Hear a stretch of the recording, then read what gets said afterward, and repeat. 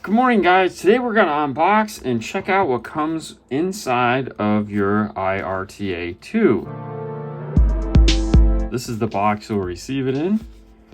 Tools for installers by installers.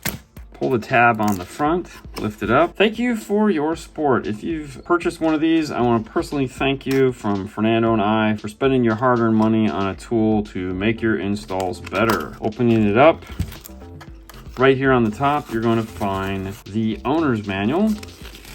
Thank you for purchasing your iRTA2. For how to use videos, go to dnftooldrawer.com. On there, we have tutorials on how to do everything we describe here. First thing you'll see on the top of the box is a piece of foam. Underneath that is the aux cable that it comes with. Now this is a 4-conductor cable. Don't use anything other than the cable that this comes with. If you try to use a 3-conductor cable, it will not function. Underneath that, you'll find the next piece of foam in your iRTA2. It has 2 switches located on top, one for left channel, one for right channel. Looking at the top of the unit, you'll see where you're going to plug in your aux connector. On the opposite side, you have line level or RCA inputs and high level inputs here that'll take up to 20 volts. Left input, right input are clearly marked here on the top, so you know which wires control which switch. The bumper does come off.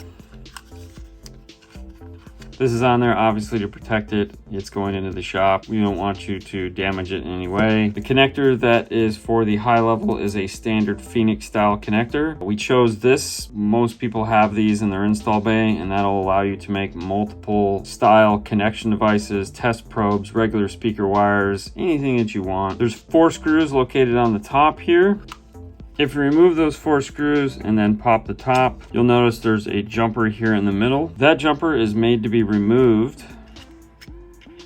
and turned to the side like so. If you're planning on using this with an audio controlled DMRTA, a Phonics PAA3, a 3X, or an NTI handheld RTA, to give those the 2-channel capability, because all of them are single channel. What its intended use is with some form of an iDevice that has a lightning connector on it. The only thing not included in the box is the Apple Lightning to aux adapter. This is sold separately and is needed in order to use. Plug your 4-pin connector into the aux input, plug into the lightning jack, plug into the top of the unit, launch your favorite RTA app, and start using. That's it. Thank you for watching, and we hope you enjoy using your new iRTA2.